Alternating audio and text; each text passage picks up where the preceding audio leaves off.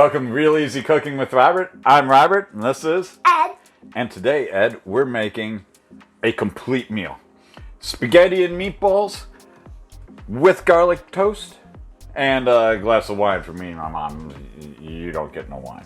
First thing we have to do is we have to make the meatballs, and they're the kind of difficult part of this dish. So we want to take an egg and a half. Well, they don't come in half eggs, so we got like a big egg and a small egg. You want to crack them? This egg first. Go ahead. Do them both. I'll hold this one. Doesn't really matter, just try not to get any shell in there. Good job. I'll take that. Now you do this one.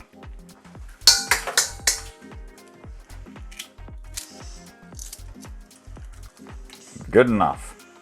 Alright. I'll use this one. Now you go wash your hands. That is how you do it without getting so with it. Alright, while he's washing off his hands, we're going to add 1.5 pounds of hamburger. The egg is to help hold it all together. Alright, so now what we also want to add to this, besides some spices, we're going to want to add some crackers. This will be part of a binder and filler. So take these and crush them up really fine. Yep, you get the idea. About like that. If you see any big chunks in there that you missed that fell out, like this one here, reach in, grab it, and break it a few more. How many crackers you want to add? Depends on how far you really need to stretch it. You could add more eggs and more crackers till you end up with a paste, but we won't do that. There you go, break them.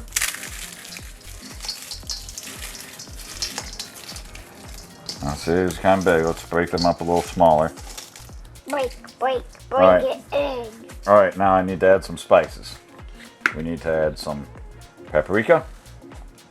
We need to add garlic. You want to add it? Or oregano? You want to add some oregano? Yep, add a bunch of oregano. There you go, that's plenty. We want to add some basil. Try that like 5 shakes or so. That's good. A little bit of garlic powder. Doesn't really matter, because what we're going to really add is some garlic. Now there's a fancy trick you can do with garlic of cutting off the end and smashing it with the edge of your knife to knock the paper off. But truth be known, when you do that, there's a good chance that if the knife is slightly turned, you will cut the hell out of your hand. So I just do it the original way of just peeling off the paper. We take a piece of garlic. We put it in the garlic press. We press it through.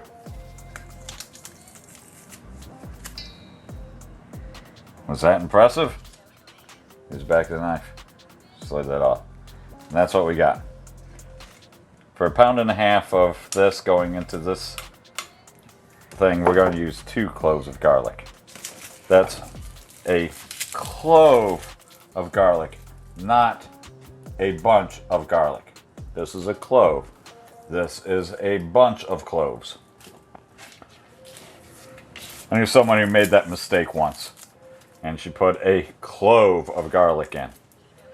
Yeah, 1,000 Yeah, cloves. it was like enough to kill every vampire in the world. It was terrible. And put the other one in.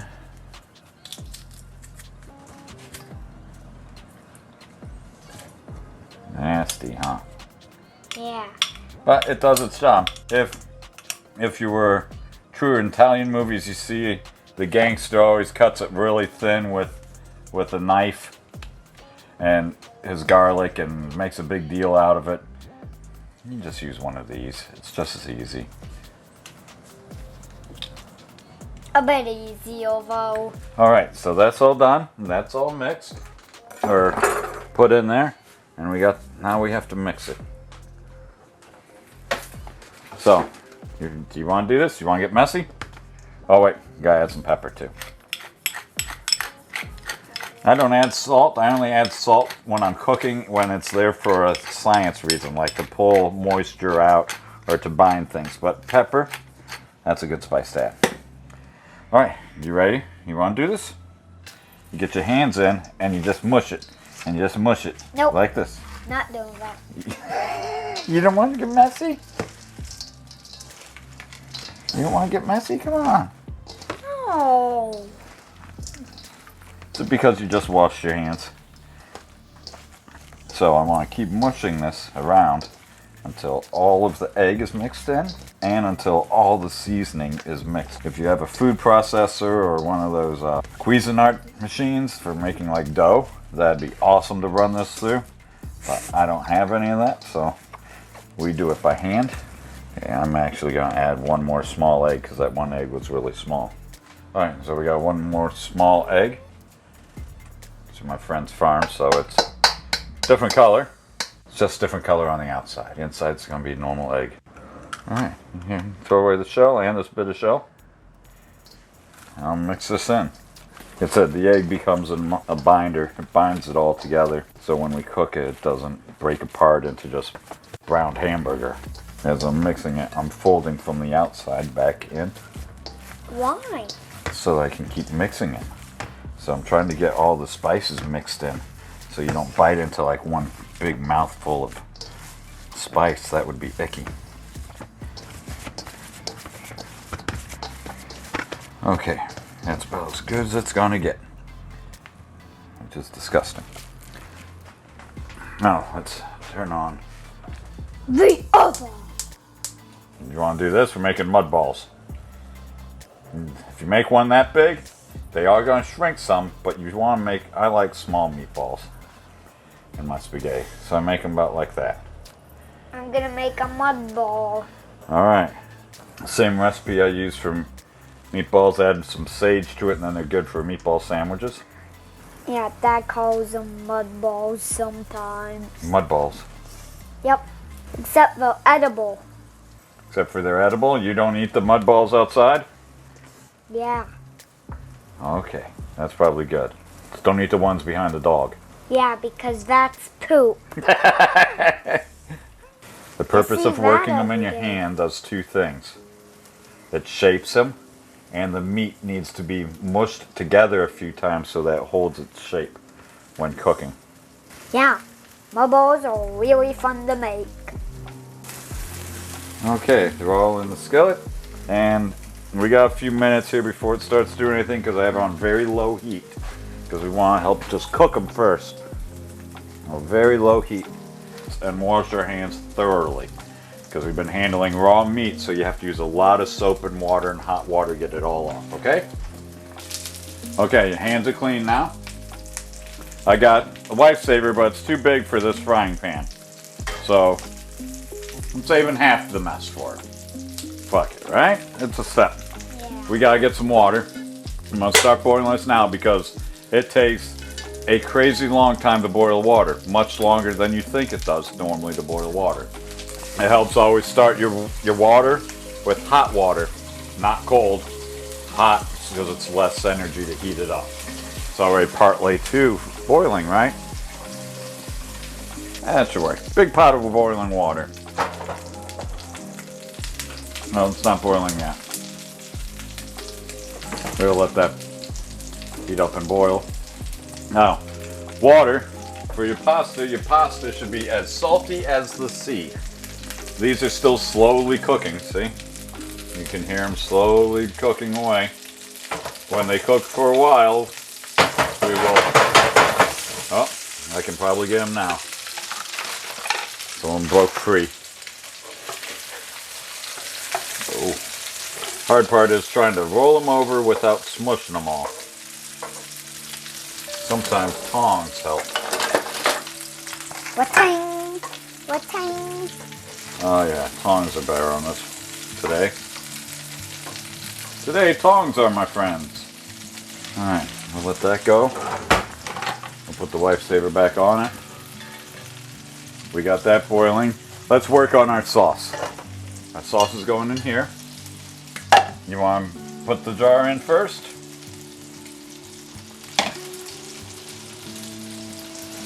Oh, you want me to open it?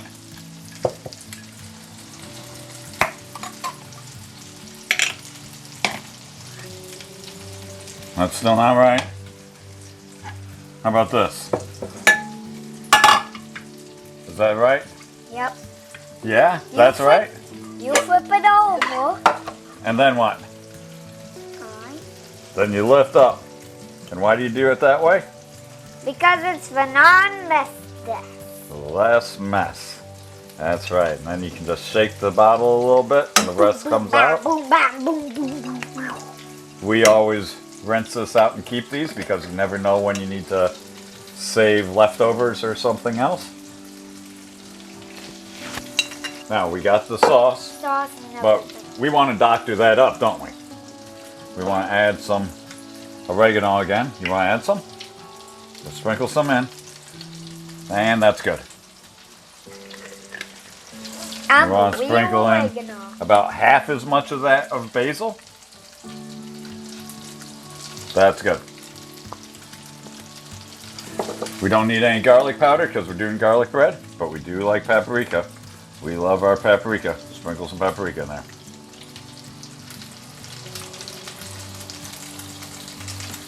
It stopped on me. There you go. Paprika. I need some black pepper.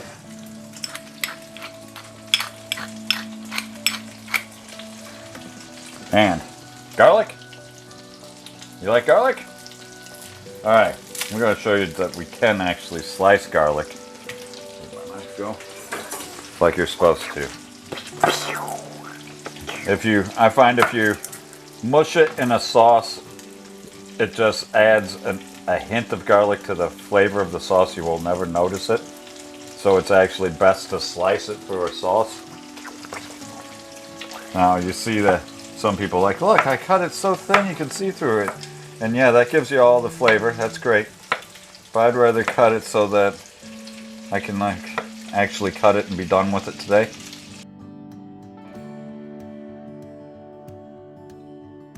What do you think? I know, but Good for killing vampires? yeah. Alright, let's mix this in. You want to knock it in there? Let's not get the paper in there, but knock it in. Or you know what you do at this point? You just have, no, better idea. If you do that, look, it just shoots it forward. Instead, you go down.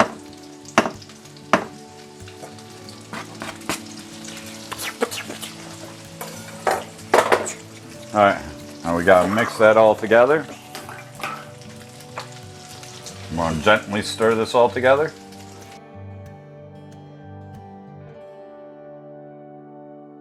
So what I'm doing is, as I'm turning the meatballs again, the ones from the outside I'm putting on the middle, and those in the middle I'm moving to the outside.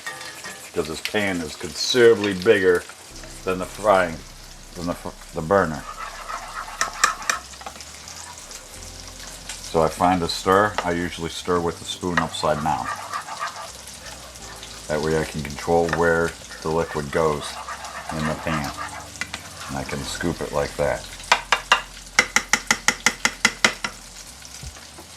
We're going to put this on here and put it on very low heat so it can simmer until the rest is done. And I mean ultra low heat. We don't want it to burn or scorch at all, we just want it to simmer. And I'm going to put a lid on it so it doesn't get dry. This is very low. Yeah? Well, that's on there. Now, we got to prep our garlic bread. You could buy a loaf of bread and put butter on it and garlic powder and garlic salt and end up with your own. But that sounds like a whole lot of work. Easier way is we just buy a frozen loaf of garlic bread, we pop it open, throw it on the thing, and we're done. The directions are right here. You can use convention oven, depending on cooking your oven, it's 420. Set your oven to 420. So that's why garlic bread is perfect. Preheat oven, remove from bag, place on sunny side up, and heat for 10 minutes, which means they'll go in the oven about the same time that your spaghetti noodles goes in the water, which will hopefully be about the same time that the meatballs are just about done. You see, where cooking is all about knowing how long it is and getting your timing down right. sunny side? Is that the Now, sunny side? yeah. Now we're going to add some more garlic powder to it. You want to do? But you have to make an even coat. Go like this. Here, I'll help. There you go. That's plenty. Some on the pan. Yep, that's great. What's on the pan? Huh? Can I eat what's on the pan? You try it. You won't like it. Dip your finger in it. Go ahead. It's just seasoning. Look. Tastes like garlic. Not much else. See? That's a little hint of garlic flavor. Really good. Yeah, you like garlic? Guess you're not a vampire, otherwise you'd be dead. Guess you're not a vampire either. I keep telling you I'm not. Alright, it's been a few minutes. Let's over here and turn these again. I'm trying to get them on all sides. If they were a little bit rounder, you could just roll them back and forth in the pan, but these ones kind of fell flat on me. And the ones that are in the middle, I want to put on the outside, and the ones that are outside, I want to put in the middle. And rotate them so that they cook all the way through. And we want to golden brown them all. Our water is getting close to getting done, but it's not a roaring boil yet. It's just that close. We have a minute left on the oven being preheated, and then we can put the bread in for 10 minutes, which is about how long the noodles will take up. So, just a few more minutes. Okay, so it's been a few minutes. Everything's about half cooked. The water's almost full boil. We're gonna put these in because it takes 10 minutes. I'm gonna slide it right in the middle of the oven with the rack in the middle. That's always important so they get full air temperature around the whole thing. Now the meatballs are done. So we can take them off and drain them so they don't get greasy. That's a big trick that a lot of people don't do. Right, is you take your meatballs and you pull them off the heat, out of the grease. Let them, put them on paper towels so that they aren't all greasy. Do you want to help do this? Do you? Nope, that's for spaghetti noodles. Do you want to help do this? How do I help? Pull your step stool over. Here's the tongs. Pick one up. Drop it in the thing. Oh. Okay, you gotta squeeze it tighter. There you go. Try it again. One more. And I'm gonna do the rest real quick. What did you think of that? You like that? Yeah. Excellent. That's really fun. Yeah? Yeah. I could do that forever. Oh, there's jobs that actually require you to do that for all day. Terrible jobs. Hopefully you never have to work in those places. We want to get our noodles ready. Noodles. We got thin spaghetti. Angel hair. Nope, not the angel hair. This is just thin. So spaghetti comes in normal size, thin, and then angel hair. I like angel hair, but not with meatballs, because meatballs are so thick, they'd break the angel hair kind of. So, we take some of the noodles. Here's the hard part, guessing how many noodles you need for tonight's dinner. I never guess that right. I always make way too many or way too little, and I found out it's better to make too many than too little. Because noodles are cheap, and there is a way to save them afterwards too. What you do to save them, you put your leftover noodles in the pan with just a little bit of sauce all over them. That way they don't stick, and that way you can reheat your leftovers the next day. Bunga. Not as good reheated, but still, you know, it's food. You let that go? Bunga. Alright, I don't know what that is, but we let that cook. The meatballs have drained. Garlic bread is just about ready. The noodles are done. So I'm going to take these off the heat, and a big thing on noodles is you first drain them, then you rinse them in cold water to stop them from cooking, and then you rinse them in hot water to rewarm them back up because no one likes cold noodles. So let me rinse these real quick. And the bread should be ready. Let's pull that out. Look at that, nice and golden toasty without being burnt. You're gonna need a knife to cut the bread.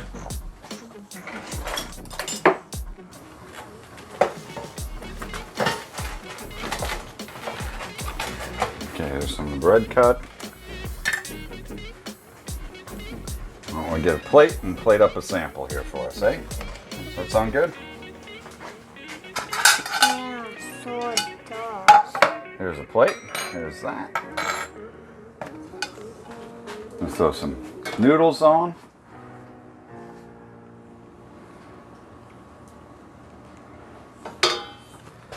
Throw a meatball on. Or two. You want a meatball also, don't you? Some sauce. Since you helped make the sauce too.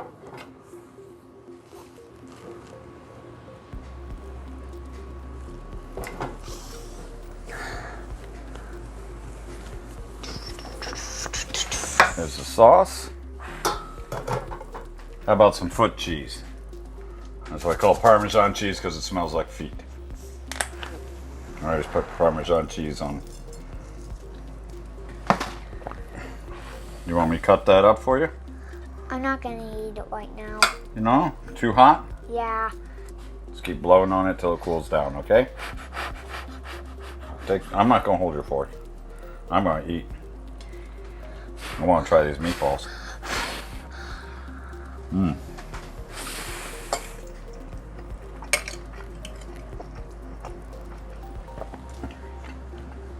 You made pretty good sauce. Yeah. And when we're done, I'm gonna do something.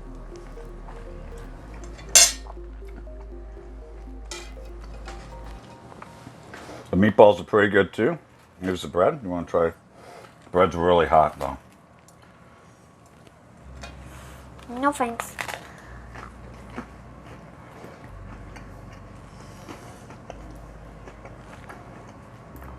I usually save the bread till afterwards and dip up the sauce off the plate. That's what I like to do best with the bread.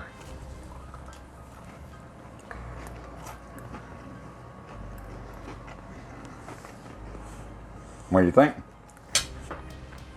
Good. It's been real easy cooking with Robert, and I'm Out of here. out of here.